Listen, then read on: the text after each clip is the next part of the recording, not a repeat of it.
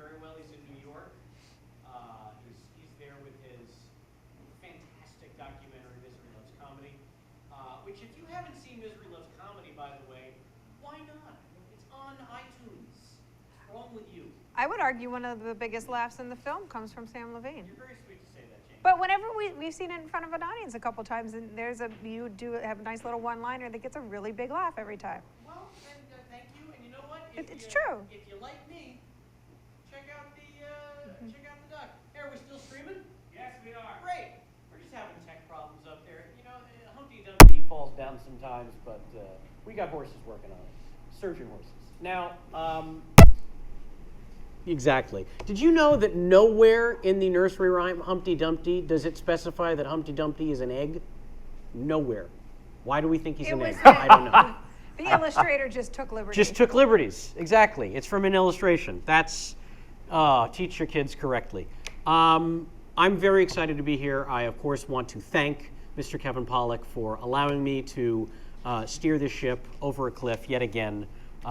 We miss him. We love him. He's doing great in New York. He's going to be back here soon. In fact, I'm going to plug for him. He's going to be on at midnight tomorrow. So really only the people watching this live are going to know that in time. But you know what? If you DVR'd at midnight from Monday and you're listening to this on a Tuesday, check out last night's At Midnight. Kevin was on it, and I'm sure he was hilarious. I hate new media. Right? I just, well, Jamie, what's going on with you? How you doing? I've missed this space. I know. We did a couple live shows. Mm-hmm. And then, what was the last one we did here? Was it Will Sasso? I feel like that was like a month ago. Yes, you were not here. You were with Kevin in Vegas. Whenever we you did. We had Horatio on. Sands. We showed up towards the end to bombard you. But yes, it has been a while since we were too busy flying on private jets. Oh no, I understand. And is the Sultan well? Oh, I'm sorry? Is the Sultan well? Yes. Okay, good. It's fine. Well, welcome back. Thank you for being in the space. Is that some new age thing? Thank you for being in the space. Yes, it is. I feel one with the space. It's very mindhead. All right, we only have one question sent to Chat Show that I want to get to here. It is from a man named Kelvin Price. That's Kelvin with an L in the middle of the word Kevin. And he says, have you ever considered having Josh Robert Thompson on the show? Go fuck yourself. K to the P Izzle, K diggity, Mr. P. Well, I'll say a few things, Kelvin. One, obviously you were not expecting that I would be reading your email. And I will be honest, we have not considered having Josh Robert Thompson on the show because I don't know who that is. I'm sure he's lovely. I'm sure he's great. One of our staff told me he's an actor of some kind, and I wish him well. And maybe Kevin is a fan. So you know what? Ask again when Kevin is sitting in the host chair. Better luck then. Also, you can go fuck yourself. I'm gonna Joe Franklin. I'm gonna. I'm sure he's lovely. Oh, what a fantastic reference for everyone over 50 and me. I will put it off no longer. Our guest today is a friend of mine. I love him. He is one of, as I like to call them, the 50 actors who are responsible for 95% of the voice acting. Ladies and gentlemen, Phil LaMarr. Yay! Hey, Sammy, how are you? I'm wonderful, pal. How are you? Man, I got to tell you, this cat here, this cat is one of the people who put the biz in show business, okay? Thank you. Although your eye needs work. Oh, wait, where's my pen? Man. There it is. I love this cat. Oh. Come here. You nailed it. You nailed it. I was going to just offer you the pen. But I need I need really tall people around me to make the impression really work. Did you watch the Sinatra doc on HBO? No. That aired recently. It was called Sinatra All or Nothing, and it was a 2-part doc, and they didn't really go too much into the Rat Pack stuff. Really? But there was a whole lot of video footage that I'd never seen, that I don't think anyone's ever seen, of like the real shows they used to do in Vegas. Oh, I gotta see that. And it was crazy. Because it became just watching 30 seconds of it, it became really clear to me that the shows were just We don't need a script or anything, right? No, Oh, yeah. Dino, you're going to sing this song. Frank, you're going to sing that one. Sam, you'll sing this one. And then whatever happens, happens. Right. Either we'll have drinks, we'll have Joey come on stage, Yeah. we'll make some racist jokes, and then we'll close with a number. That is exactly what it was. They were all hammered. There were like strippers just hanging in the wings. Just, oh, should I come on now? No, I'll stay back here and hang with Dino. See? And then, and inevitably, there would always be some horrible racist joke. Well, At Sammy's what's the footage I've seen, and this is that, of Dean picking up Sammy and goes, "I'd like to thank the NAACP for this award." in the show? That is one of the clips they use. Come on. Come on. Jerry Lewis did that same bit on one of the telethons. Picked up Sammy? Sammy and said that same joke. I remember seeing a clip Yep. of Jerry Lewis do it. Yeah. So Look at you that. know, No bit is safe. nobody's Exactly. No bit is safe anymore. Oh, man. He's still alive. Jerry. Jerry. Lewis, yeah. Jerry's the only Yes. one of that era still standing, right? Rickles. Right. Not only is he still He's still standing, playing. he's still performing. I wanted to go see him. Sold out. Yeah, and I hear he's good. I hear he's Real really good. Oh Love man, that. that's gonna be real sad when Rickles dies. Oh Jesus! Well, it's so fascinating to see people of that age because I remember there was an episode of MADtv. Rodney Dangerfield came and did it, Oh. and I think at that point Rodney was only in his late 70s. Yeah. But it was a hard 70s. I mean, there was yeah. there was some mileage, and he was sitting on set while they were moving cameras around, and he looked like an old guy in a nursing home. He was just like, like not mumbling Yeah, or something. yeah. And then they said, "All right, Rodney, we're ready to go." And they brought out the mic stand and set it there. He's like, "All right." The minute he touched the mic stand, it's like fucking Excalibur. It's like, "Hey, I gotta tell you!" Like 15 years dropped off Oh him. my God. It was really odd because you're looking at him, you're like, I don't think he's gonna be able to perform. Instant. Wow. That doesn't surprise me at all. You know. And that is, I always say if you're suffering some sort of fatal disease, Right. take up stand-up. Yes. Oh, and also be really good at it. Although, when you get on stage, have you ever had to like do a show when you had like the flu or a headache or something, or I remember Yes. always saying like, "Oh my God, I can't breathe, I can't breathe." You get up there in front of the audience, it is literally transformative. It's like You feel nothing. it's gone. You are the healthiest you've ever felt the minute you walk in front of the crowd. Like if I get cancer, Yeah. I'm gonna go on stage. I'm just gonna like never leave the stage. Would you please? Yes. We're gonna document it. We're gonna get our physicians in here. Exactly. That is actually something that they should study. Physicians should study because it is a very real phenomenon. Yeah. But since you happen to mention MADtv, I mean, I was gonna bury it until way at the end. I there. always do. But Phil, you were on the original cast, first 5 years Yes. of MADtv, which ran 14 years. Which is like otherworldly. That's crazy. I honestly believe that Fox forgot it was on. Because there was no Yeah. other explanation for it. Yeah. It's like, so then we'll just put that show at 11 o'clock. We actually have something there. No, we don't. Yeah, we do. Really? You sure we didn't give that back to the affiliates in 98? No, we've actually had a show running since 95 in this. Well, go cancel it. We got to put Spike Ferriston on. I missed that show. I hope Spike's okay. I'm sure he is. So how did you come to get involved with the MADtv? How did I do? I auditioned. Well, it was the same year that SNL did an overhaul. Oh. They took out everybody Right. who was great from the night. Like Sandler left and Spade, and everybody was right. gone. So the powers that be decide, well, now Saturday Night Live is weak. Let's put up our own version of Saturday Night Live and crush it. Brilliant. Yeah. What could go wrong? What could go wrong? Oh, they could hire Will Ferrell. Oh, right. That's what happened. Who would have known? Although the funny thing is, I got MADtv before Will and Sherry got hired to SNL. And of course you were all started at Groundlings together. Yes. We all did, sketch comedy and improv stuff. Although I was not performing at the Groundlings when the MADtv people came scouting. I don't know, I guess I was off doing guest spots, but the Fox people knew me from doing stuff on Fox. I had done the George Carlin show Sure. at that point, and various other just like, hi, I've got 7 lines, you know. 7 more than most people. And I had already done a pilot for Fox, so I went into MADtv in what they call second position, Oh, that's which is so wonderful. oh, that's the best. Because you don't care. No.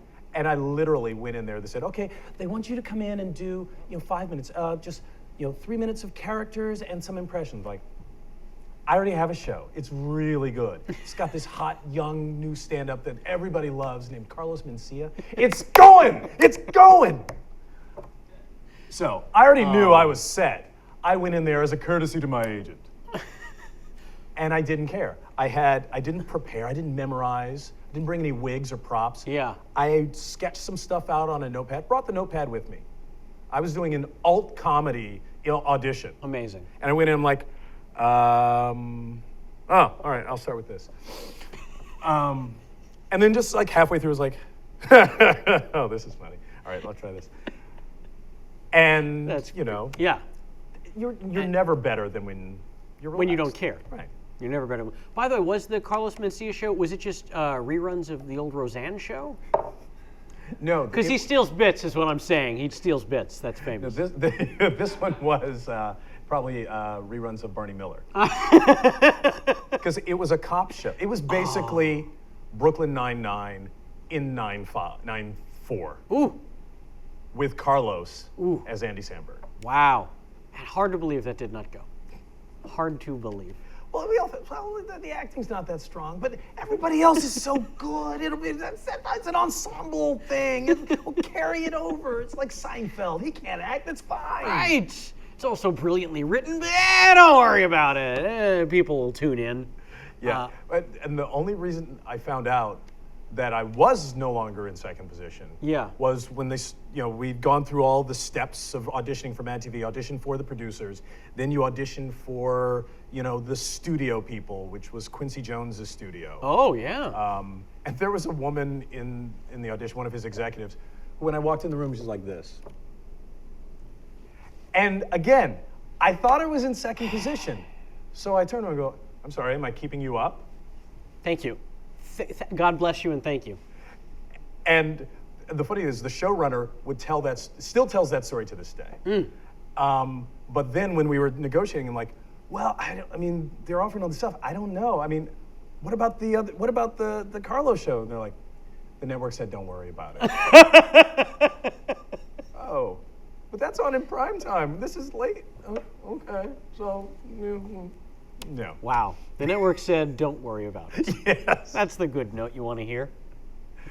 But yeah, although the fun part was, nobody knew how to put together a sketch show. Because no one had done it successfully since SNL in '76. Yeah. So they just put us through hoops. Like all of this, like, okay, you've auditioned with your material. We like that stuff. Now we want you to come back and read these sketches we've written. Aha. Okay, now we want you to come back again and read these sketches we've written with other people who are also, and we're gonna mix and match and pair you, like 3-hour auditions. So not only were they figuring out how to run a sketch show, they were just figuring out how to audition people?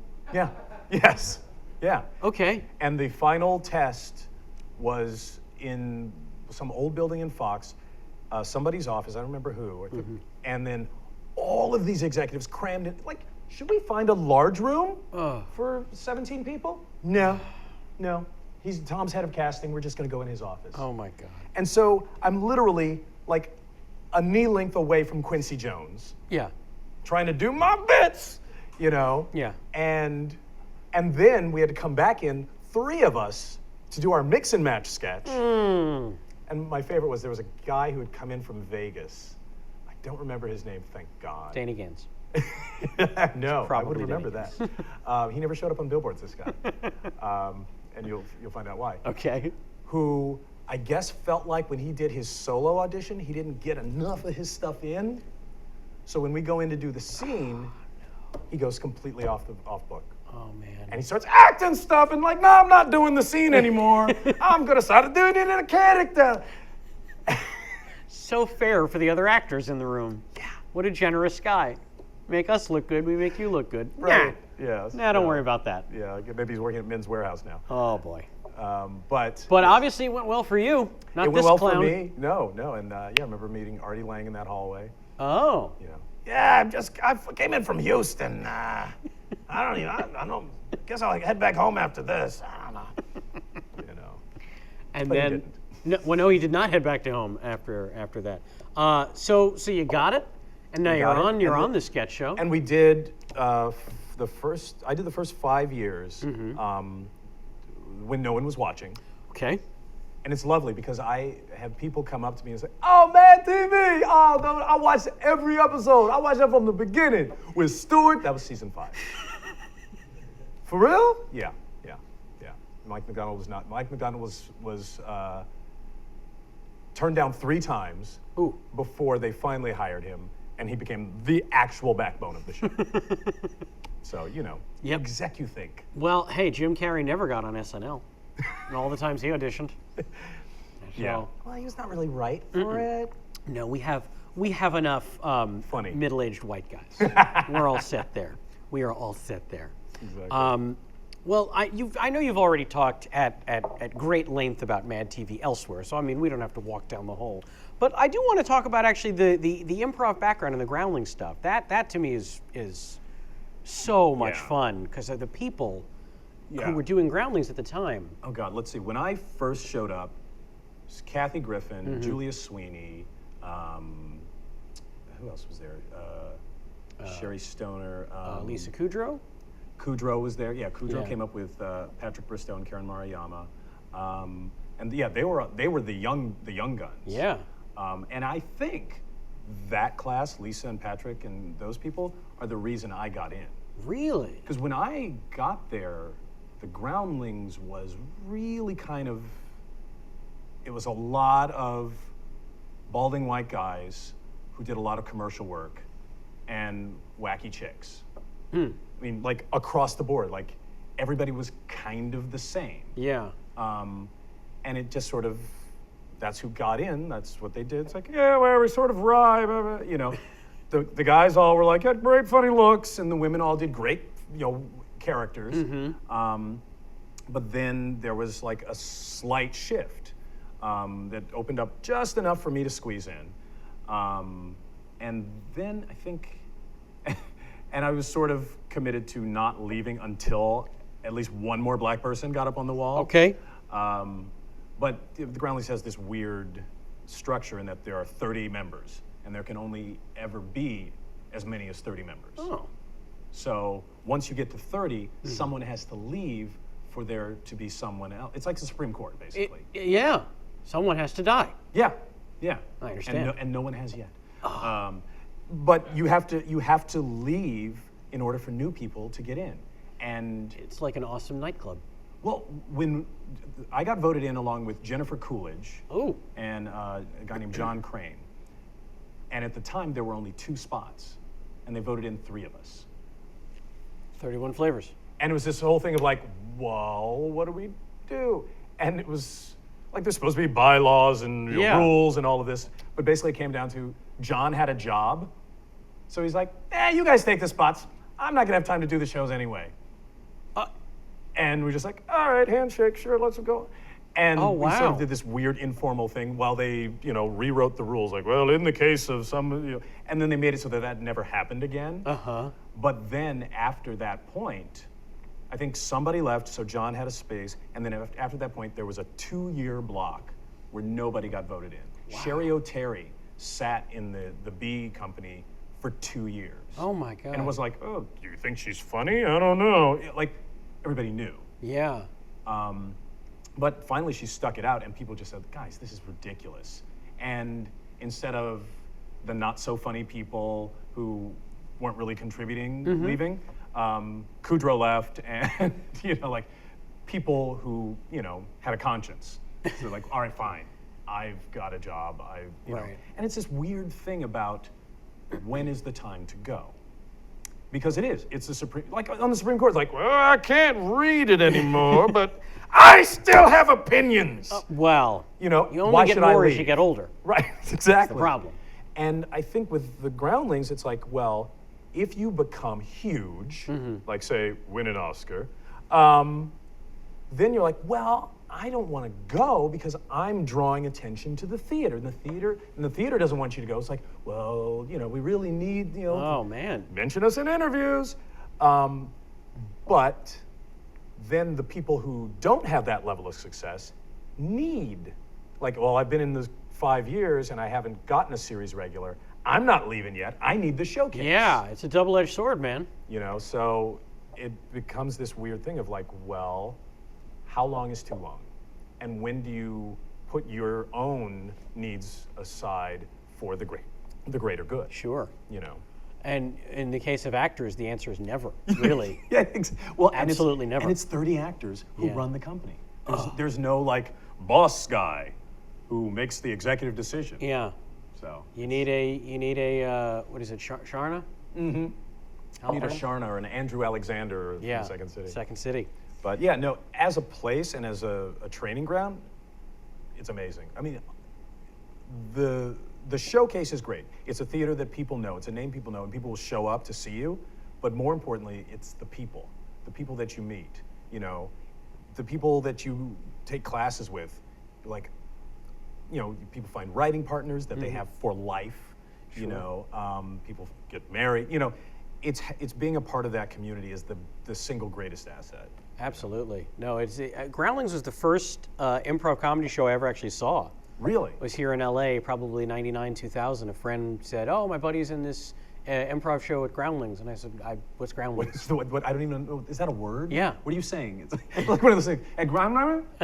Grounding. Grounding. And then obviously it blew my mind. I'd never seen anything like it because you can't see anything like that on TV.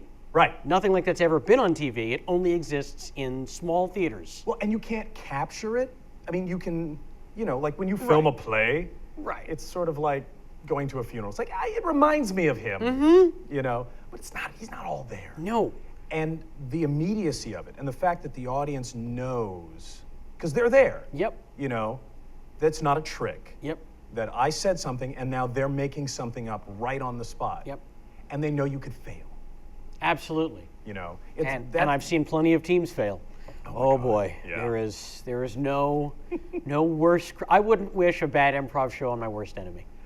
And that's part of the bad thing. I've been doing improv since '85. When it was invented. Yes. Not quite, No, but almost. I'm teasing. No, I'm teasing. seriously. But yeah, I actually not I long worked with before. Del Close within 2 or 3 years after he invented the Herald. Ooh. He'd sort of Yeah. basically decided on the format at that point. Wow. Now, for those who don't know, Del Close is the grandfather of long-form improv. Yeah, yeah. As it is. And I didn't know, by the way, what the difference between long-form and short-form improv was until I asked someone. Right. One is for the audience and one is for the performers. That's exactly right. That's exactly right. Short form, for those who don't know, is what you'd see on Who's Line. Do it as a spaghetti western. Okay, Yeah, they're now more like- you're out in outer space. I feel like they're more like games. It is, Like yeah. You're doing No, like it short is games, short term stuff where you take a lot of suggestions from the Right. audience and you basically you take it from the audience and you give it right back. Long form is much more. Yeah, you're creating scenes and Create characters scenes, and Right. beats. Yeah, and you're taking longer time and you're interacting with the audience much less. Right. But yeah, that's why it's like it's the more self-indulgent. Absolutely. It's painting versus caricatures. It's like, well, I enjoy a painting. I don't want to. I'm not sure I would really watch someone do it. I don't know, Bob Ross. Oh, God, what a fascinating man. The best hour on television. Just happy trees. Happy trees. Oh, Bob. I didn't feel like I would do that. So you're doing Groundlings in Yes. the 80s. No. That was I started in college. Oh, that's right. I got off topic. I wanted to ask you well, about college and all this. I took us there. No, go anywhere you want. Yeah, I went to Yale, 84 to 88, and a buddy of mine was from Chicago and introduced us. He got a bunch of us together and said, "Let's form a Herald group." Like, wait, what? What is that? Well, a Herald is, and then he began to explain it to us. And so we started doing long-form improv plus games in this sort of like bubble. Yeah. We had never seen it. He just just someone describing it to you. Yeah. And so we started doing that, and then we enjoyed it so much that we all, as a group, took a pilgrimage to Chicago, and we performed there and took classes there over the summer.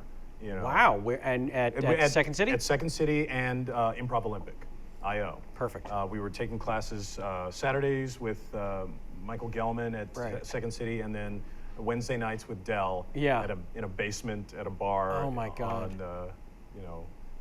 Called Cross Currents or something. And yeah, it changed my life without a doubt. Absolutely. Especially when you're 19, it's like, no man, it's not just a performance thing. It's a life philosophy. And it was. It was. Yeah. It was. It's like, you know what? I really want this relationship to work, but I believe in honesty on stage and in life. Mm-hmm. And it's like, oh, dude, yeah, you're just being an ass. Yeah. But Oh, wow. I grew out of that. But yeah, I started doing that, graduated, came back home to LA, and needed to do improv so badly that I paid to take Groundlings classes. Sure. There was no other game in town. Well, there was. Well. and it's funny because there's so many people at Groundlings who say, well, yeah, first I did LA Connection.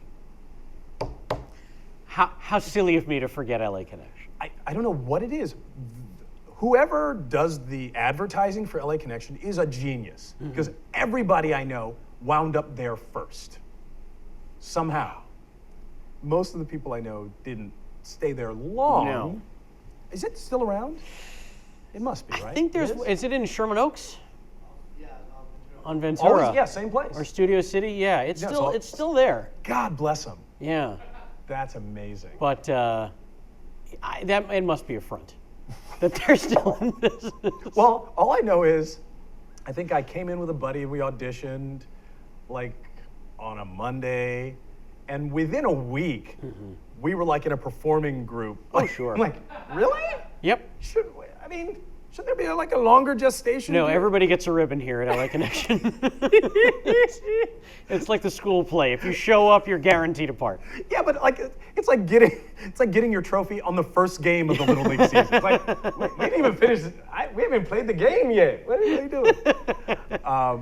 But yeah, I don't know. I think what happened was it was just like I think I could find a stronger group somewhere. I don't know. But it wound up taking Groundlings classes and accidentally moving from improv to sketch, because I just wanted to do improv. Sure. But the Groundlings has this, ladder. It's like, okay, well, you finished intermediate improv. Now you're going to writing lab. I'm like, wait, what? But I just want to do make-em-ups. It's like, no, now we do this. I'm like, all right. Yeah. And wound up writing sketches, which is still just a horrible pain. It is very difficult to write sketches. Oh, to write Even anything. bad sketches, it's not Yes! easy. You still have to get to the end. Yes.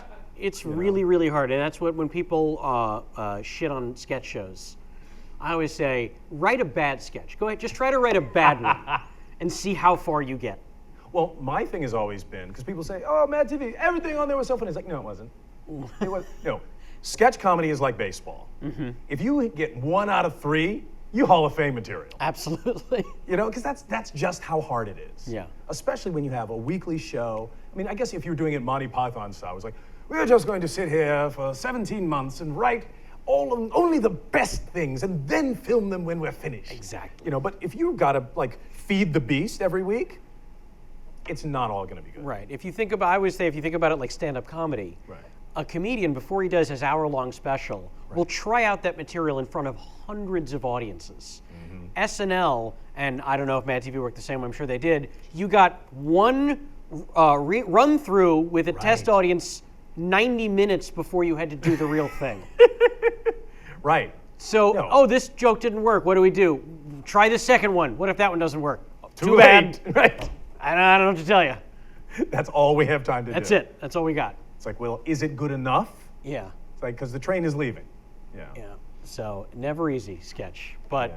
but I know you've talked in other interviews that about the quality of the show towards certain years and how. Well, it was weird because in the beginning, there was a general lack of vision because it started out with it's Mad Magazine for TV, and then they tried like a human Alfred E. Newman. Right. Like a guy with a big Alfred E. Newman head, which was the single creepiest thing. Very scary. You know, I think maybe the posters for The Strain were slightly creepier than our Alfred. Yeah, the old eye worm. Yes. But so quickly the Mad magazine stuff just got pushed to the side. Like, although I thought the Spy versus Spy were kind of cute, and it basically only held on to the movie parody concept. And some of those I thought we did were really, really good. Great. You know, we had a great director producer named John Blanchard who really made this stuff look like the movies, look expensive. But then the budget kept getting cut, and eventually, I think by fourth season, we didn't even have movie parodies anymore. It was just like, now we're just sketch show. Or like the Dana Carvey show if it had never died, you know. Only with nobody that you know on it. No, there were plenty of what would be household names Eventual. coming out of. Yeah, No, maybe not the. No household names. What about your? Ooh. Your Jordan and Key and Peele. That's both right. on the Yes, program. yes, that's true. Well, that was the funny. Yeah, those poor guys. They were on the show by the time they finished. The show couldn't even afford sets. They were just doing it. I'm going to do my character cabaret style. You know, it's like, really? You're just going to put the coach up on a stage and while people are sitting at tables, nightclub style. Like, dude, can we just bring in a flat? You know, something that says Jim. You know? No, we can't afford that. No, we couldn't. And the union won't agree to work on one. Can't even make one. We're going to jump around. Please. I noticed you said you casually slid into the conversation that you went to Yale University, but this is only after going to Harvard. Yes, Harvard School. Harvard High School. Harvard High School. Oh, yes. I see. I'm sorry, I misread that. Yes, yes, yeah. My education is probably the least relevant thing to my success. Don't say that too loud. We have children watching. But it's like one of those things. Like, why did I? Yeah. Yeah. Well, no. Although for me personally, Yeah. it was fantastic. You know, like all of my best friends are people I met in those two schools. Okay. And I would never take that away. Like, it's like, oh, if you could take this, no, I had a fantastic time. But I certainly didn't need to go to Yale to be an actor, to do sketch comedy. Did you study at the drama school there, or No. That's only grads mostly? Although that is a lovely thing about being an actor who went to Yale, is everyone assumes that I went to Yale drama. Sure, world famous. Oh yeah, you and Meryl Streep. But no, the undergraduate drama program that I was part of had one full-time faculty member for almost 200 prospective majors. Wow. And all the other teachers came in a day or two a week from New York in between auditions. Oh man. So I was an English major. So all of Yale's drama money goes to the graduates. Yes. Okay, Yes. I see. And you're not even allowed to audit the graduate classes. Oh well, that's nice. So I'm like, yeah, you know what? I'm gonna get an education that they're willing to give me. How nice. Because it's actually not even a drama major, it's theater studies. Ooh. So, it's like, well, I'm going to be a well-prepared dramaturg. If I may, you just Ollie Williams prepared. I'm real prepared. Dramaturg.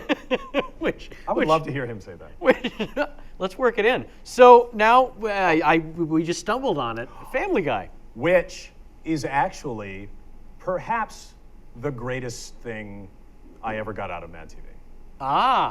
Was Family Guy. Was Family Guy. Because the Fox exec for our show was shepherding this young kid named Seth MacFarlane, and she asked me and Alex Borstein, as a favor to her, to do some voices for a presentation he was going to give to the network. Oh, wow. Although my really favorite part of that story is he initially was meeting with the showrunners of MADtv to have his animated stuff as runners. Like Simpsons on Tracy Ullman. Yeah. And all I can think is every time a Family Guy comes on, those guys are just like, I could have Jim Brooks money just rolling out of my pocket. And let me tell you, that's some serious Jim Brooks money. Yes. Yeah. J-Mac and I, we get to chat with Jim from time to time. He's an occasional player at Kevin's poker game. And yeah, he's not complaining. He's not complaining about Simpsons money. Well, I love him because he also is a genuine fan of The Simpsons. Yes, he is. He can quote him with the best of us, and he Really? and I'm a huge Simpsons, and Sam as well. Well, all three of us are. And I have Simpsons stuff all over the house, and he's never well, at least he pretends he's not weirded out by it. He's very good at pretending if he's pretending. And he loves I have my Christmas tree every year is all Simpsons ornaments, and Maggie's the star, and he loved it. Like he was looking at every ornament. Oh, and he was playing with my Lego set. He was checking to see if they were made in China. Like, is this a ripoff? Am I getting any money off this? He was playing with the Lego set one day, though. He was placing all the little my Simpsons Lego minifigs in order or something. It was fun. It was That's cute. great. What are you going to do if they ever stop making them? Are you still watching the new ones? I do. Oh, you're not I only watch the classics. I mean, You're not a Simpsons snob? No, I still watch them. I don't watch them 70 times like I have seasons 1 through 11, but I still watch them. What will you do when there are no more new Simpsons? Will there be a hole in your life? I have such a library to always go back to. It's fun. It will always be part of my life, so it'll be fine. Yeah, I don't know what's Nerd! Yes, we are all nerds Hey, here. buddy, did you get a load of that nerd? Wallet inspector. That's not the wallet inspector. Okay, I want to involve our audience, our delightful, wonderful audience, at this point. They've submitted us some questions. Oh, are they in English? They appear to mostly be my in Mandarin English. is so rusty. All right, this one came via FMK from Facebook. I hope this leads us down a good road. FMK. Yeah. Wait, don't you have to use a real name on Facebook? I guess not. I don't know. So she says, please ask him about the Chevy Chase Kids Show audition. Wow. Ooh. We going into some deep cuts. Oh boy. I guess we got something good. Thank you, FMK. Wow. I believe that she is referring to my very first job ever. When I was in high school, and HBO was in its infancy, at that point it was still TV, they tried to do a kids interview show. They had done one before us called Dolly Parton Meets the Kids. And it was a bunch of kids in gauzy camera shots posed around a room asking Dolly prepared questions. So, what was it like growing up poor in Tennessee? And they showed us the tape of it. It was the most horrifying thing ever. So they said, that didn't work. It's too stiff. So they said, all right, we need a different approach. Did she answer, though? What was it like growing up? Oh, you don't I stopped watching. I'm so sorry. Because it was so unwatchable. So a bunch of producers went around to, I think, a bunch of local LA private schools asking drama teachers for recommendations of kids who might be good in this interview show. Because this time, they were going to have the kids come up with the questions. Oh, always a good idea. So it was basically sort of free-form interview, improvise, whatever. And the subject was going to be Chevy Chase. So we auditioned for this thing, and they said, okay, we picked a group of kids. It was me and my friend Al Reed, who also went to high school with me. And Al was much better than me. And they then spent a month and a half training us to be natural. But we had mock interviews. You know how they do, they show, presidential candidates doing the mock debates? Right. They had Tom Leopold sit in as a mock Chevy. And so we just had to come up with questions for Chevy. And basically, if you came up with a good one, they would go, that was a good one. Remember that. And then eventually there was one day where we were on a set and we were all dressed up and made up. And then that was the day we finally met Chevy. We didn't meet him until we were on set. Oh, wow. And he came in and fell, which it was actually a horrifying fall. He was on a raised platform and these folding chairs, and he went backwards off of the platform in the chair. My God. That's a lot of coke it takes to do Oh, that. yeah. What year is this? This is 82 or 83. Wow. Yeah, no, it must have been 82. Yeah. Because it was before what I consider my first job, which was a cartoon called the Mr. T Show. Oh, we know about the Mr. T's. Oh. And yeah, so we did this thing, and I still have the tape somewhere. I'm literally the worst one in it. Okay, courts be damned, put it on YouTube. Please, the world needs it. And yeah, I mean, Chevy was fine. Yeah, well, he wasn't a miserable old failure yet. No, So- but he was a little prickly. Oh, But he was fine to us. He was Yeah. fine to us. But I think he literally just came out of the limo and onto the set. And then left. Hey, it's Sideshow Mel. Right. But yeah, that was the weirdest thing. And I barely got any questions in. Oh, wow. 'Cause I was yeah. I don't know why I'm still in show business. No, I can starting think there. I can think of about 318 reasons. That's how many credits he has on IMDb. Pardon me for just 1 second. I have to feed the meter. Please. Today's sponsor is Casper Mattresses, obsessively engineered American-made mattresses at a shockingly fair price. And now you can get $50 towards any mattress purchase by going to casper.com/Kevin and using code Kevin. Listen, you spend about a third of your life sleeping, so let's make sure you're doing it on a good mattress. Casper brings together two comfy technologies together for better nights and brighter days: latex foam and memory foam. So they've got just the right sink, just the right bounce, no matter how you sleep. And here's the best part: they've got a risk-free trial and return policy. They deliver it straight to you. You can try it for 100 days, and if you're not happy, they'll take it back. At the store, maybe you get a minute to try their mattresses. With Casper, you get to actually sleep on it.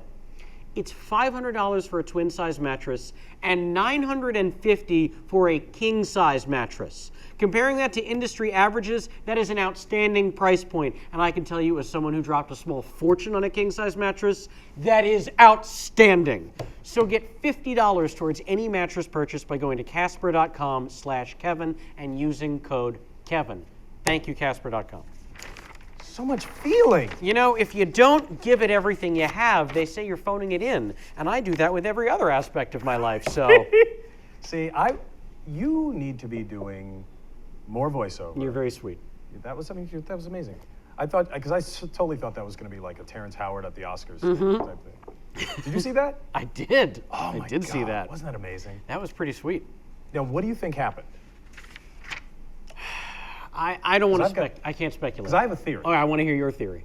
I believe that he decided he wanted to memorize it. Mm-hmm. Yeah, I just see this whole thing. Yeah, make sure they send the stuff to me the day before, because I want to have it all down there. I mean, I need to see niggas reading. I don't want that. I want. Somebody else told me, he's like, no, you know what? Terrence knew he wasn't getting an Oscar, but he wanted to have his Oscar moment. Because if you watch him come out there, he is speaking to the entire place. Oh, yeah. All of you, these movies that we are watching here today are the best and the brightest. And then all of a sudden, he goes up. He tried to memorize it. Yep. And then lost it. It's like, but this was the brilliance of it. It's like, instead of just looking like deer caught in headlights, he emoted. He really did. He's like, I gotta say, my mind is blown right now. Like, wow, he is so moved by these films. God, oh, that's so beautiful. And then after that, he's looking forward in a way that he was not before. Like, and you know, the teleprompter guy is like, no, you didn't need me to start. Oh, now you think you need me? Why are you looking over here? Nope, I'm on line one. Where are you? You know, and then, you know, eventually then he goes, and now we are going to see, and I just love it. I said I wouldn't speculate, but I will. Terrence Howard is known to enjoy marijuana, and that's was fine. But Terrence Howard is known to enjoy marijuana, and I might get in trouble for telling this story, but some years ago I was hanging out at Jimmy Kimmel Live backstage, and Terrence was one of the guests, And then afterward, Terrence and Jimmy and a bunch of other people, we all went up to Jimmy's dressing room just to hang after the show. And Terrence had just recorded a new album, like a jazz album or something. Yeah. Right, And like so he does. we get up to Jimmy's dressing room, and Terrence puts the album on, track 1, and then wanted everyone to shut the fuck up, and listen. so just we could all listen to. And people are hanging out. This is not in his room. No, This is in Jimmy's room. This is in Jimmy's dressing room. It's a big room, very party-like atmosphere. No, and then we're all just like, and people would try to talk. He'd go, go, listen to the best part. And he got so high, so fucked up high, that like it became a thing where you'd wait for him to get so baked into the moment that you could sneak out. Without him seeing you. And eventually it was just him and Jimmy in the room. And finally it's like 1 a.m. and it's time to go. And Jimmy is so nice. He doesn't ever want to insult his guests. He doesn't want to say anything. So finally Terrence is like, oh, I got to get out of here. And then So soon? And then he gets one of the producers, who's a friend of mine, and he bullies him into finding a pair of sunglasses for the 6 feet between the stage entrance and his limousine, because he was convinced paparazzi were going to get him with his bloodshot eyes. And he was berating him. He said, you telling me you don't have glasses? In this whole building, you can't find me one pair of sunglasses. He's like, I'm really sorry, but no. But it's 1 o'clock. The sunglass guy has left. We can't help you, please, Mr. Howard. Oh my God, that's hilarious. So really, the Oscar thing was not surprising to me. I love that. Oh man. Okay, I have so much I want to talk to Sorry, you all about. right. No. This is Rapid fire. Rapid Crossfire. fire. All right. Now you mentioned earlier that you were on the George Carlin show. Yeah. What if I said Lord Buckley? What is that? That is one of the best moments of my life. Yeah. Because I grew up listening to Carlin. Of course. You know, any good comedian would. right. And then getting to work with him was just such an amazing, thing. But then, like, we're sitting around on set, and we're talking about stuff. And George is talking about one of his influences, this guy named Lord Buckley. Mm-hmm. And I'd never heard of him. He's like, what? You never heard of Lord Buckley? And he starts trying to describe him to me. He's like, he was this hipster guy who, his whole affect was like an erudite Englishman. But his gimmick was he would do everything in hipster speak. Like his big bit was the Naz. And he tells the story of Jesus in hipster speak. There was this dude called the Naz. And it's like, and he's got like jazz playing in the background. And he did all these things. He took like the Friends, Romans, and Countrymen speech from Julius Caesar. It's like, hipsters, slipsters, and knockdown daddies, knock me your lobes. I come you to hip you to Brutus, not to, and it's all of this stuff. And I'd never heard of it. And George was like, what? Oh, you gotta hear this. The next day, Yeah. George hands me a cassette tape. I was like, what's this? And it says Lord Buckley. He's like, yeah, like after I got home last night, I went through some of my albums and I recorded this for you. Like, Unbelievable. the guy is the star and producer. After we finished shooting and rehearsing, he then had to go in the writing room. And then after he got home from Burbank to the Palisades, he then went and made me a mixtape. Unbelievable. And the stuff is just really otherworldly. And if you listen to Lord Buckley, there's some YouTube stuff. He appeared on the Groucho Marx show. Oh. You Bet Your Life. You Bet Your Life. Yeah. Yeah. And he had the wax mustache and the things, and apparently he wasn't really English, but that was his whole thing. He was like, and he does a little bit on there, And it's great. But you can hear his influence on George. Yeah. Part of it is just that, this kind of thing, the jazz rhythms Oh, to that's the awesome. speech. George definitely like borrowed some of that, but George used it in his own words, without the jazz in the background. That's And, brilliant. Yeah, you got to look him up, Lord Buckley. I certainly will. That is a fantastic story, and we love George Carlin. And Kelly has been on the show, Oh my and we God. adore her. Oh, son of a bitch! God, there's so much here. What do I go to next? What is the good stuff? What's the best? All right. What interests you the most? I'll tell you what interests me the most. We're going to save Pulp Fiction till later. Okay. I want to talk about Pee Wee Herman. Ah, I want to talk about a little Cowboy Curtis. yes, Cowboy Curtis Mach 2.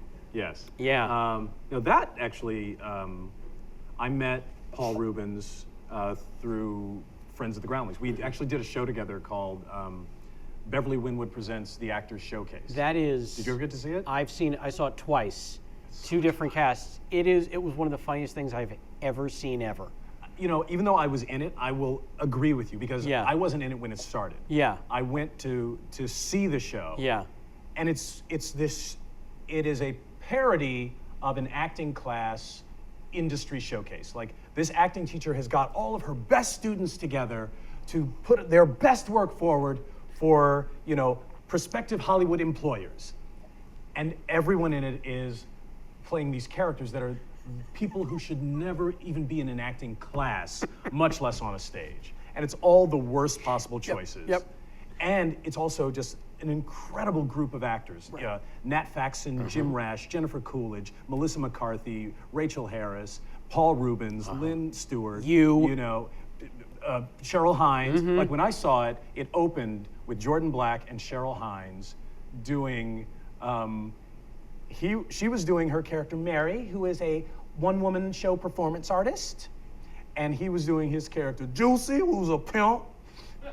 And they were paired together to do a scene from The Diary of Anne Frank. And watching the show, you're just like, oh my God, that's so funny. Oh my God. Okay, I'm gonna catch my breath in the next one. And everything is so funny. It's so brilliant, and yeah, like you said, what they're also actually doing scenes from great shows. Yes. And oh my God. destroying them. One of the ones I remember, he was doing the Glass Menagerie. Yes, Coolidge. Yeah. Oh, it was amazing. I'm just a poor little crippled girl. And did you see Carrie Aisley and Jim Rash do Barefoot in the Park? Yes. Oh, yeah. It was at the. There's just so many, like Nat Faxon played this character, Thad Ripple, and he is wearing the tightest jeans and stuffed with what looks like a salami in a pair of athletic socks. And he just, like, he's doing this thing where someone told him, you should always be upstage. So whenever the other actor moves, he just like moves to stay, you know, on par with them, so they're never upstaging him. And it's like all of the worst, like Paul Rubens did, what's the Goldie Hawn? No, he did the Eddie Albert Jr. one where he's the blind guy in New York City. And he's playing someone who's blind who has written his lines on his hand. So the guy's supposed to be blind, and he's like, let me show you my apartment. Bedroom? And he's like, it was just so fucking hilarious. So how does this lead to? Sorry. No. But that's where I met Paul. And then when he was bringing back the Pee Wee Herman show, he said, I'm thinking of you to play Cowboy Curtis. I'm like, yes, what, yes, yes. Is there a question? Even if there's no question, I'm still saying yes. And I did, you know, it was like a big deal. There's producers and everything. So I did have to audition. And I think he also had to make sure that Lawrence Fishburne wasn't interested. Right. Because he really did make an effort to bring back as many of the original people. Sure. But I think, you know, Lawrence was a little busy. Yeah, Larry, he was working on like CSI or something else. Hannibal. Like, I think he had like 3 series at the time. Yeah. Although apparently he did say, well, you know, my son's an actor. I'm like, oh, good to know. But yeah, it was such an amazing experience because we did 5 weeks here in LA. And at that point, Paul was still basically rewriting it because he took the original, like, 1981 live Pee Wee Herman show that he did at the Roxy at midnight. Oh my God. You know, selling out for 6 months straight. He took that script and then updated it with elements from Pee Wee's Playhouse. Because all of the stuff from the Saturday morning show didn't exist when he did the first show. Right. Like Puppet Land, and like there were a couple of puppets in the show, but it hadn't been fleshed out yet.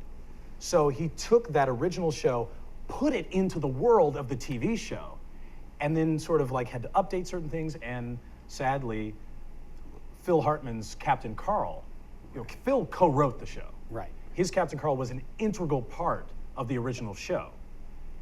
And he's like, well, I don't want anybody to have to to play Phil's part. Yeah. Like, it's just not gonna happen. No. So what he did was he took the Cowboy Curtis character from the TV show and plot-wise stuck it in where the Captain Carl character, falling in love with Miss Yvonne, the most beautiful woman in Puppet Land.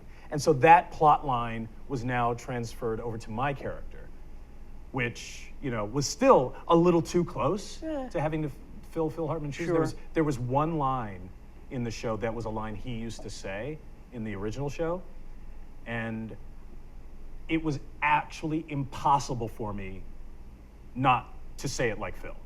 I just couldn't. No. It's like he pulls out a seashell and he holds it up to Pee-wee. He's like, listen to this, Pee-wee. He's like, ooh. He's like, it's the sea, Pee. And every time I did it, I completely dropped out of Cowboy Curtis' character and just did Captain Carl. Absolutely. And why not? And why not? But it was amazing because there was half of us that were new actors and some new characters. And then half of the group, John Paragon and John Moody and Lynn Stewart, who were the originals. Originals, yeah. Who were there from get-go, Oh, 30 years crazy. prior, And then we took it to Broadway. Broadway. For 3 months. Which, How exciting is that? dude, it was like a dream come true. Although, the weird thing was, it didn't feel like Broadway felt the same as doing it at the Nokia. Because we were doing the same show. Right. Things didn't really change. I'm like, shouldn't it feel like different somehow? Until opening night. And then it was like, so is tonight different? It's like, no, just doing the show. But now there's a real audience. Like, oh, okay.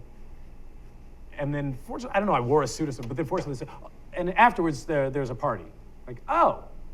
And then I walk over to the restaurant where the party is, and there's like, lights and a red carpet. I'm like, nobody thought to mention this. Nobody, well, it's opening night on Broadway. Right. We thought you knew. You seem so professional. Haven't you done a million of these? And dude, then it was like otherworldly. Then it was like, I walk in with Rosie O'Donnell and Natasha Lyonne, like on the red carpet together. And then I meet Cheetah Rivera inside, and Martha Plimpton. And there's like, all of these people like, oh, now I'm on Broadway. Okay, I got it. I got it now. Yep. It was amazing. Wow. And then of course you shot it for HBO. Yes. So yes. anyone who missed it on Broadway, if you've got an HBO Go subscription, I'm sure it's on there. I hope so. It's got to be on there. I really do. I have to check because that was really nice because confidentially between us. Sure. Just us here. It was theater pay, and I have a TV mortgage. Ooh, I So see. fortunately, the HBO thing came along to sort of like subsidize it. I felt like a farmer, like, oh, good, these subsidies, they'll help us get through to the next season. Well, that's fantastic. Yeah, Okay, I want to involve our audience again. We have a little game we play on the show called T5. Oh, It's I saw you tweeting about that. What is that? It is a rapid fire Coke or Pepsi, no incorrect answer question, and we have a little intro. Roll that intro, would you? T5. They're rolling an intro now that you can't see. Pretty computer. Oh, thank you. It's a few years old already. Are we back from the thing? Jamie just with Oh, all right, we're back from the thing. the boring old man. All right. I'm a LA hipster. I have an Apple. It is a hipster computer. Real people have Samsung. No. Old people. It's not a real thing. It's just an elderly. No, it's funny. My 13-year-old was like amazed. Like, Dad, did you realize that the most popular computer is a Dell? I'm like, yeah, sweet. Like, no. Dude, you're getting a Dell? What? No, Dude. but in terms of sales, Yeah. PCs have always outsold Macs. But my son has no Yeah, concept. because they're cheap. Yeah. Yeah. Because they cost what a computer should cost. Yeah. Thanks, Bill Gates. All right, today's T5 comes to us via Jamie and a fellow named Corey Atkinson at Cortrain on the Twitters. Cortrain! That's right. All right, so these are rapid fire, this or that, no incorrect answer. Here we go. Vamp or Jon Stewart? These are all Sophie's choice. Vamp. MADtv or voice acting? I did voice acting on MADtv, so MADtv. There you go. Kojima or Tarantino? Tarantino. Keaton or Conroy? Conroy. And the hardest question you'll ever answer, DC or Marvel?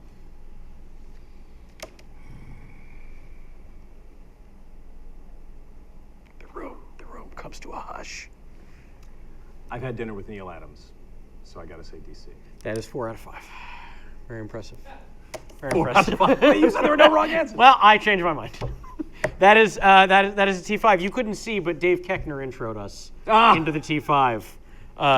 Everyone's uncle, crazy uncle, Dave Keckner. That's Wait, you say Marvel over DC? Oh no, that you got that one correct. Oh. I just can't tell you which of the other ones you got incorrect. Okay, Clive. Yep, that's me. All right. That's 2 U's. I have the goofiest things I wrote down for us. What did you write down? Just say it. All right, I wrote down you played Coleman on Eve. Yes! Eve Jeffers, most people don't know her last name, had her own show on UPN. I'll tell you why I know it. She had her own show on UPN, and you were in a few episodes of it, Yes. playing a guy named Coleman. A possible recurring. Oh no, more than one is recurring. Yes, it is an actual If you've seen an recurring. actor's resume, your agent can't wait to turn guest star into recurring once you've done more than one episode. Even if they bring you in a flashback, you still count as recurring. I only bring it up because I also did an episode of Eve. Did you? I did. I played.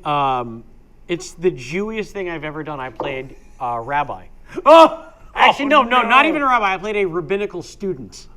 There you go. And so we shot our one scene. It was the fastest gig I've ever had. They do most of that show pre-shooting. Right.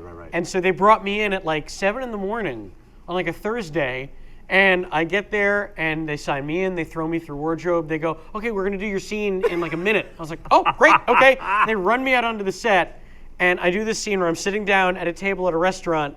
And to play up the fact that I'm a rabbinical student, they've got me in the yarmulke. They put payas on me. They put me in a talit, a talis. They have the Talmud and Jewish literacy. All the Jewish books they could find at their local library. Sandy Koufax biography. Everything they could.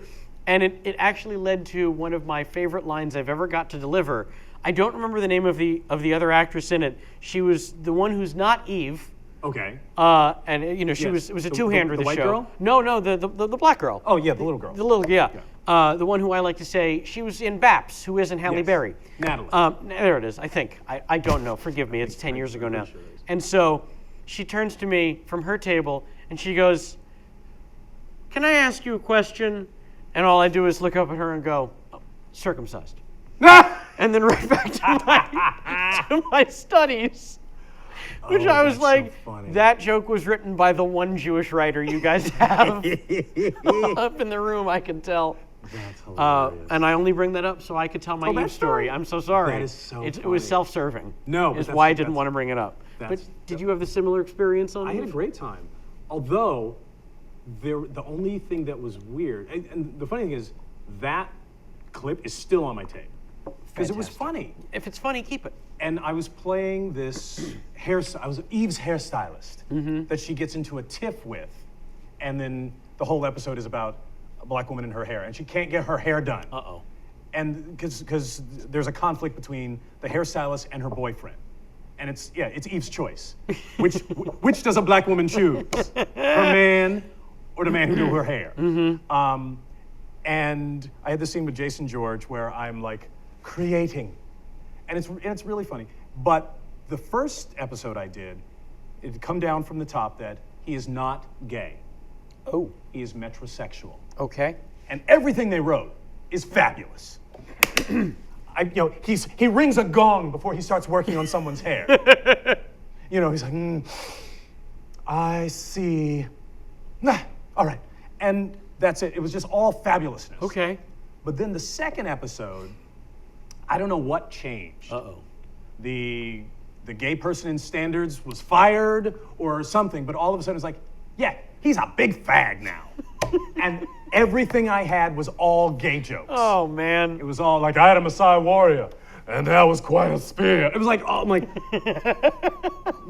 and I actually at one point said, you guys realize that this joke is the gay equivalent of a watermelon fried chicken joke to us. You know that, right? And they're like, what? I'm like, oh, man. But so the second episode wasn't as funny. I'm so glad I brought that up. Yes. Now, your resume when it comes to voice acting is, I talked about this, I said it in your intro, because whenever people ask me about voice acting, oh, do you do any voice acting? I go, I mean, I try, but the truth of the matter is, and I really do believe this, there's about 50 or so actors who legitimately do 90% of all the voice acting you see. It's one of those deals where it's the Groundlings. Someone has to die. Someone legit has to leave the business or die for someone else to get in there. It's you, Billy West, Tress MacNeille, Russi Taylor, John DiMaggio, and like 6 other people, and that's it. Well, the funny thing is, like, it used to be 9 guys. Yeah.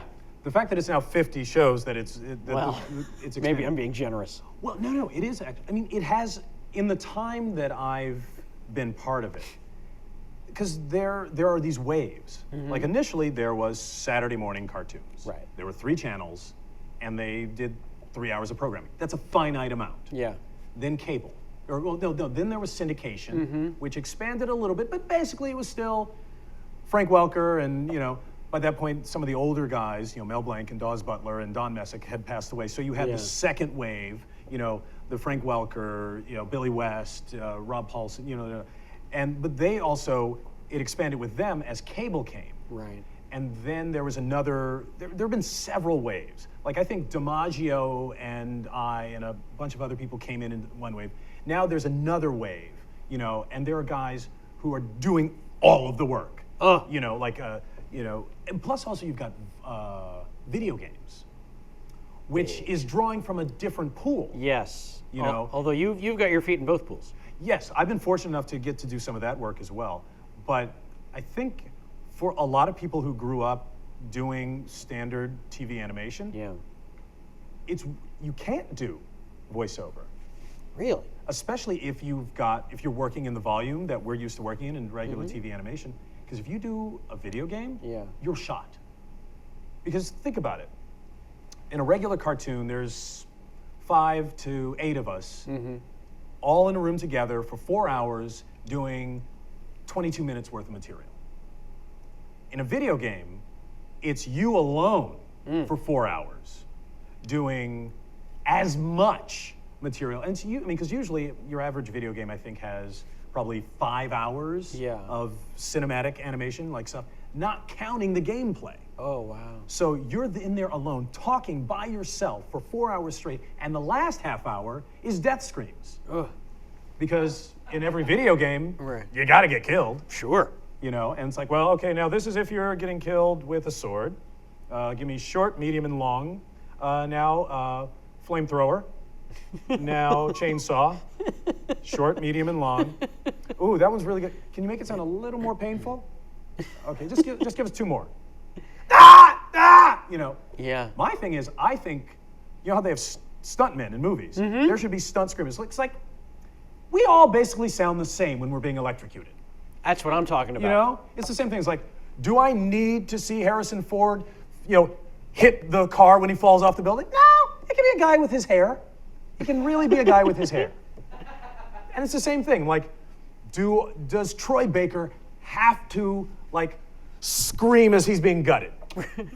There's a guy who sounds close enough. But Wow. yeah, it's a lot harder. I had no idea. I did. I think I did a video game a million years ago when I was in New York. But it was like an independent video game.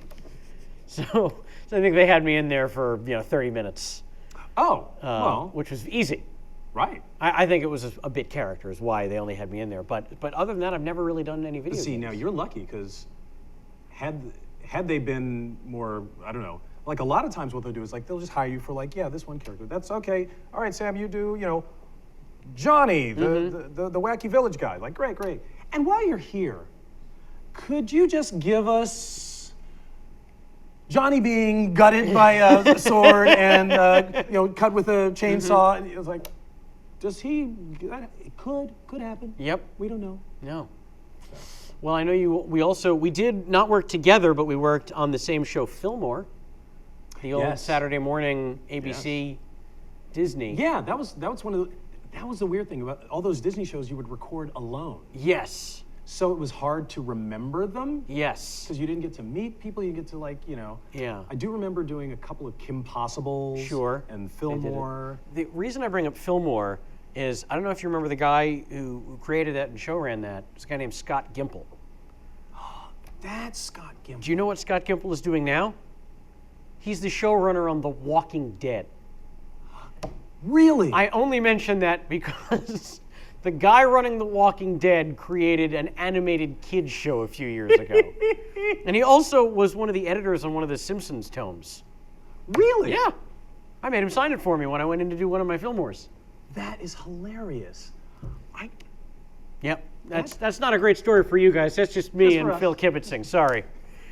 Although, speaking of Walking Dead, one of the other producers on Walking Dead is Greg Nicotero, Of course. who, is it time? It is definitely time. You could not have segued us in more beautifully, my friend. I speak French. Greg Yep. is the person who made my head bust for Yep. Pulp Fiction. And of course did all of the special effects work on Bastards as well. Oh, okay. Yeah. 'Cause do I have a picture? No, Greg's not in the picture. But I have a picture from the set of Pulp Fiction with me and the head. Yeah. It was the first day I met Greg.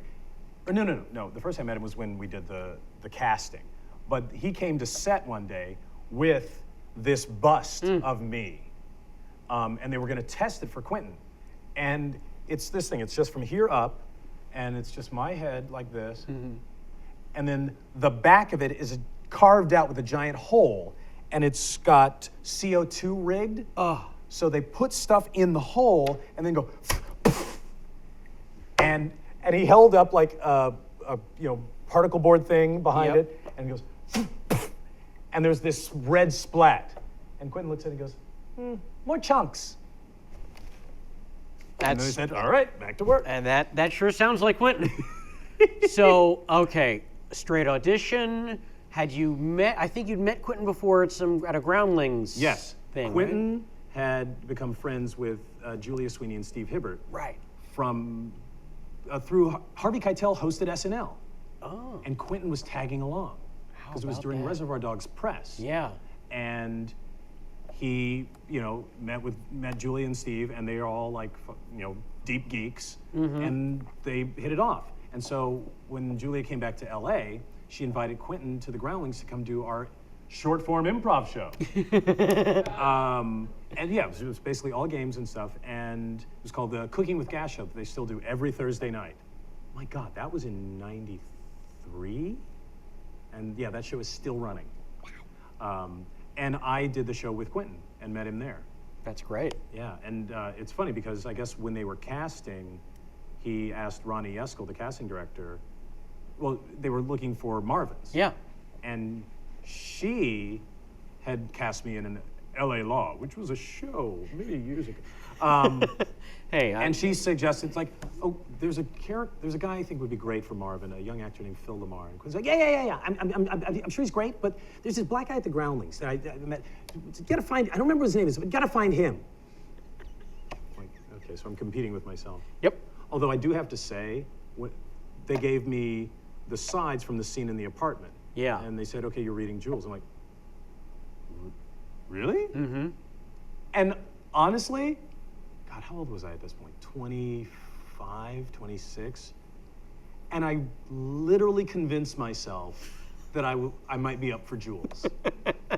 Like, well, I'm a little, I could probably wear boots. Mm-hmm. I could, yeah, I'm gonna be a hitman. Quentin made me read for the Bear Jew. Right.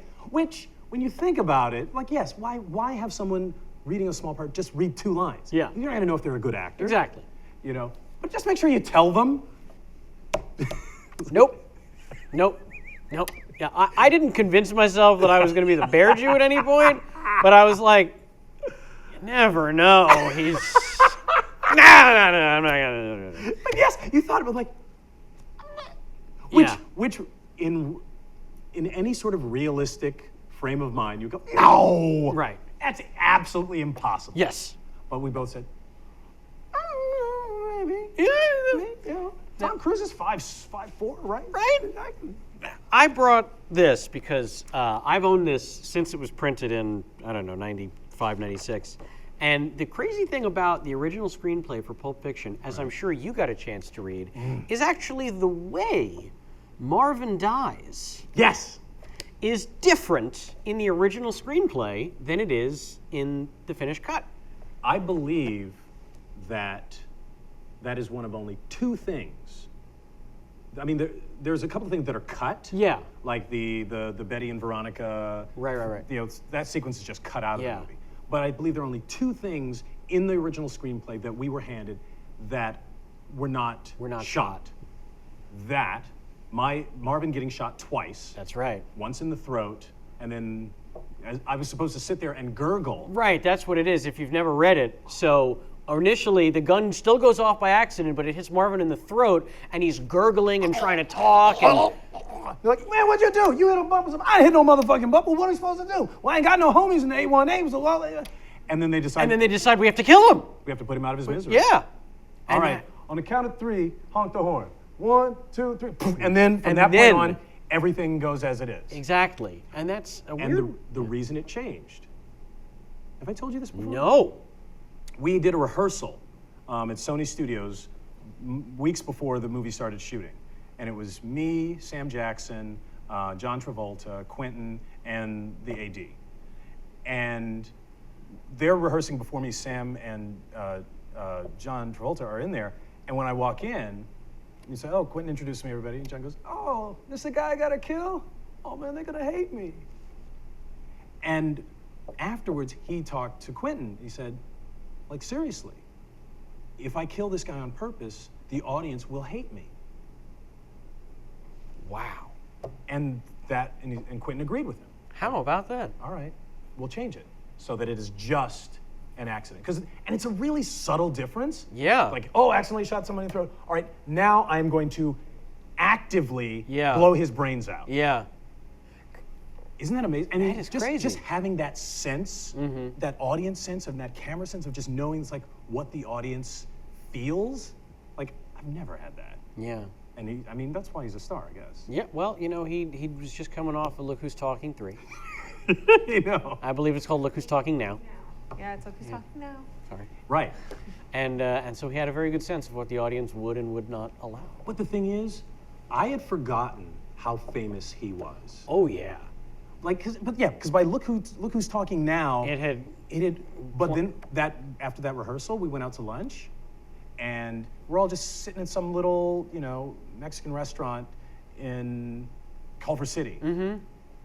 And I swear to you, everybody at that table, the woman who took our order, spoke very little English. Mm-hmm.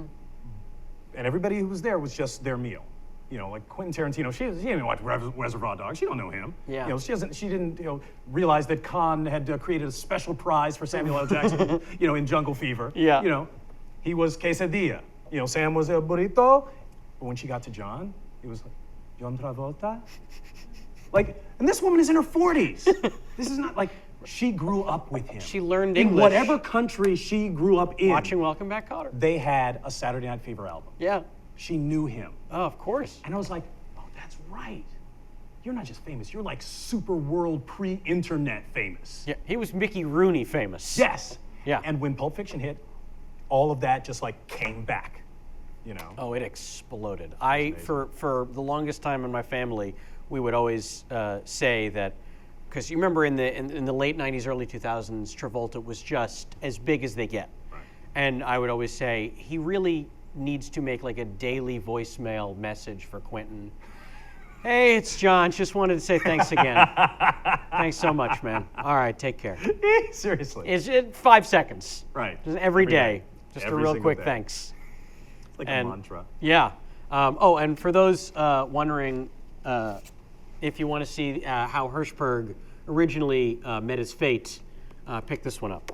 But all of his scripts get bound and released as they're so proper good. books because they are so fucking good. I mean, I remember auditioning for Pulp, and it's just like you run through it 2 or 3 times, and you realize, oh, dude, I'm off book. I'm completely memorized because the words just jump off the page into your head. Oh, they do. And when you auditioned for Quentin, I'm sure it was like how I auditioned for Quentin, which is not auditioning for Quentin, it's auditioning with Quentin. And he knows the words. Yeah, you're playing the scene. It's that I'd never had anything like that. I know. And there's no way to mentally prepare yourself for it. And I was like, how could no one have warned me?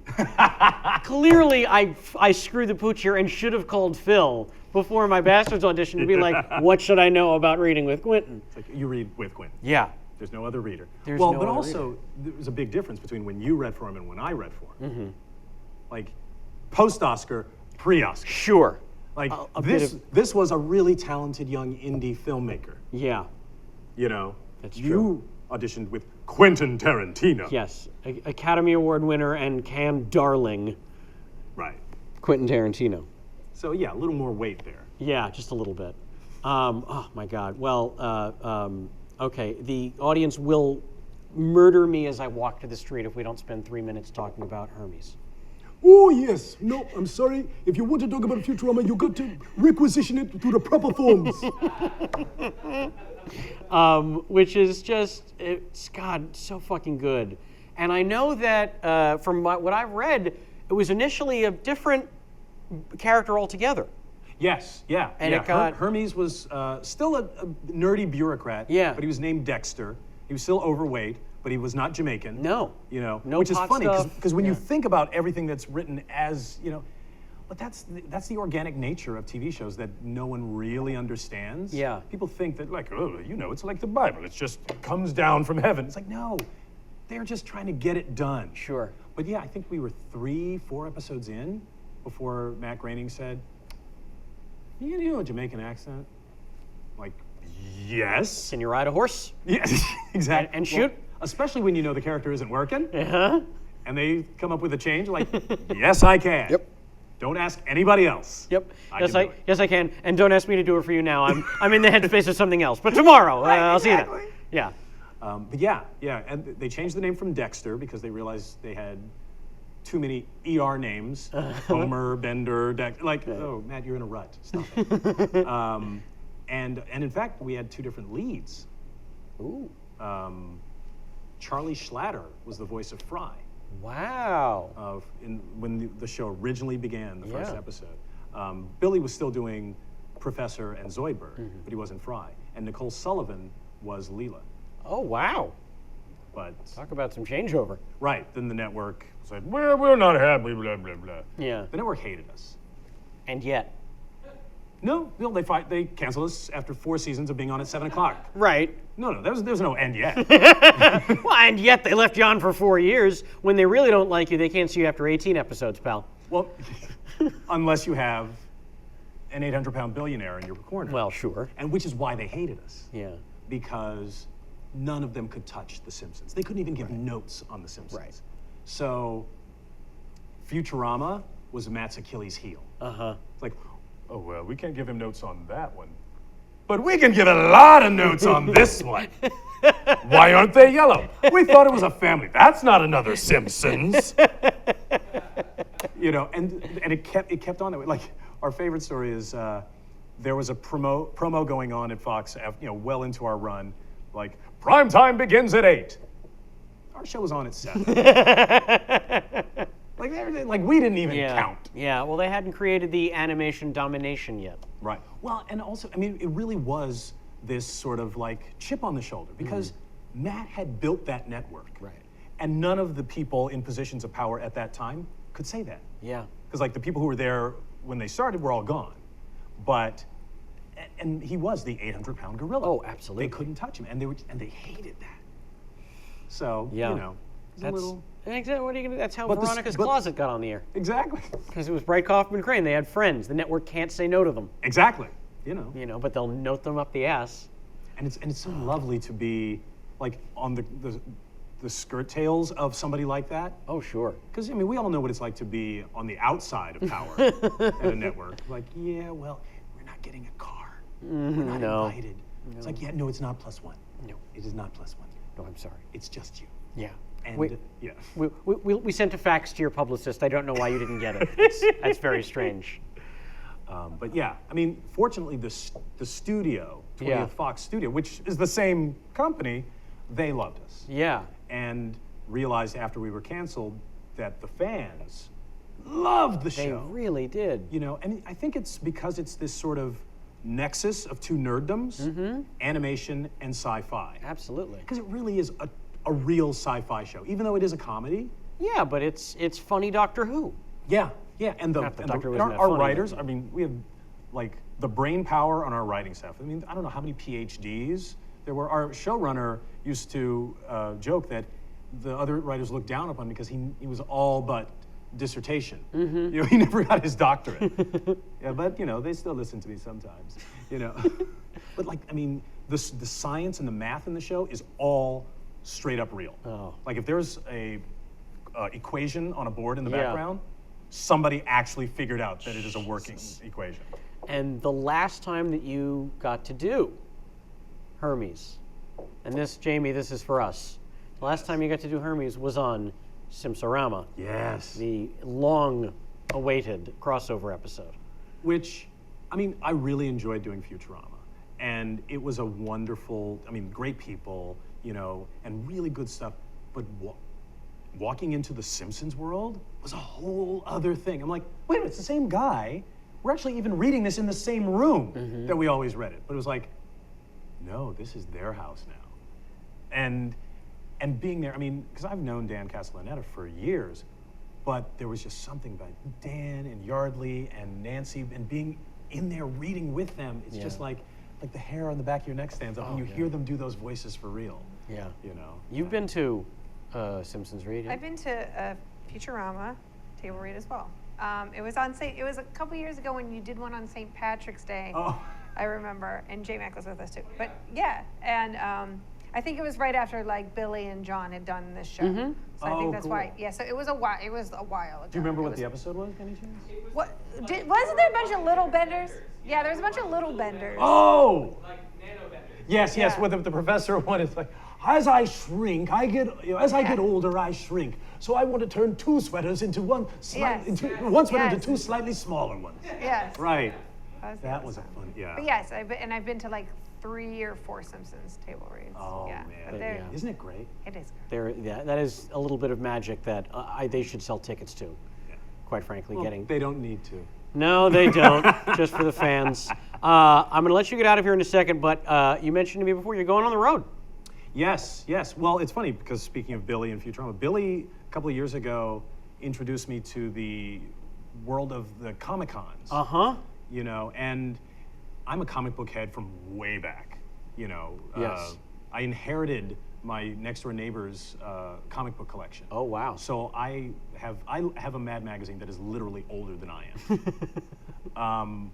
And so that's part of my world. And to now be invited as a guest, because of Futurama and the superhero stuff, Justice League, Oh, yeah, and Young Justice, to be, I'm like, yes, I will go there because like I said, I've got to have dinner with Neil Adams. I've met George Perez, like the comic book artists that I grew up on. Yeah. I actually had Neil Adams tell me the story of the creation of Jon Stewart and like all the hoops he had to go through to get them to like sign off on a different color of brown. Oh, my God. Because he said at that time, when they did a black character in a comic book, they weren't brown.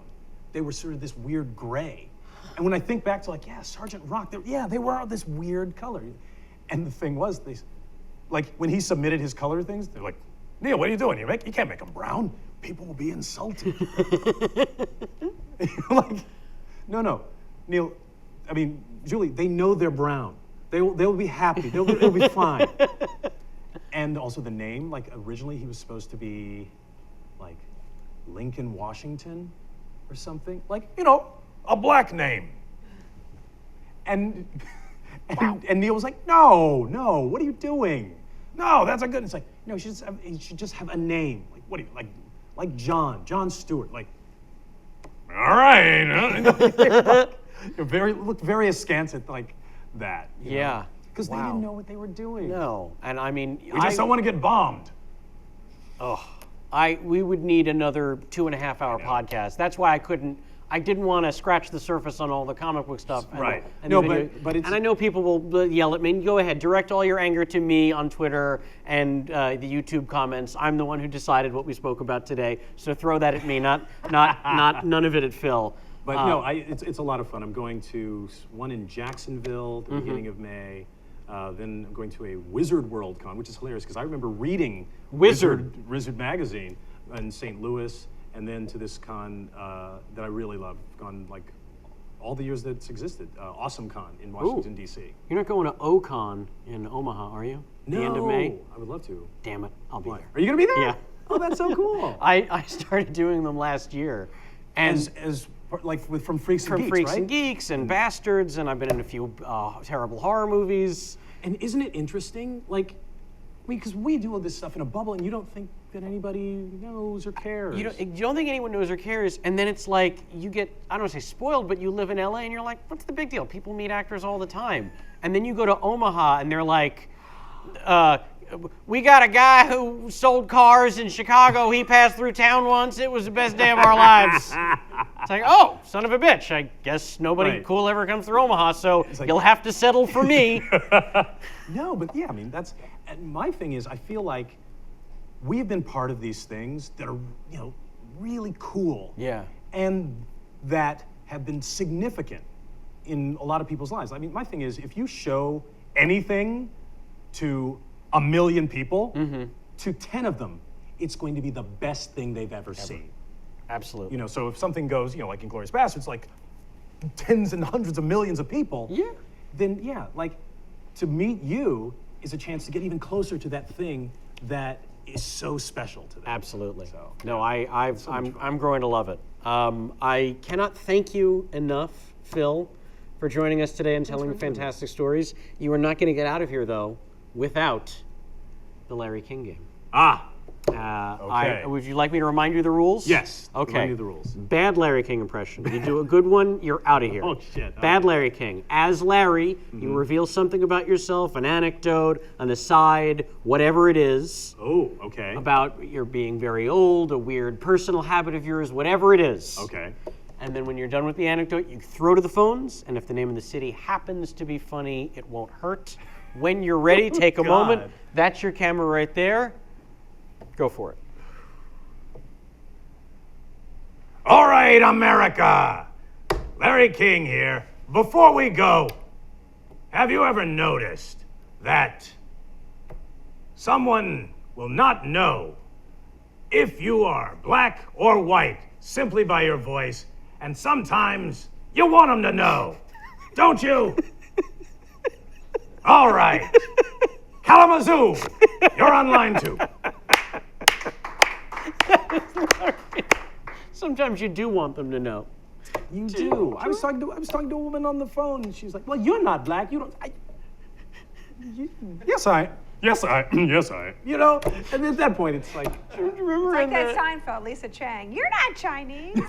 do you remember in the OJ trial when that came up, and Cochran, forgive me.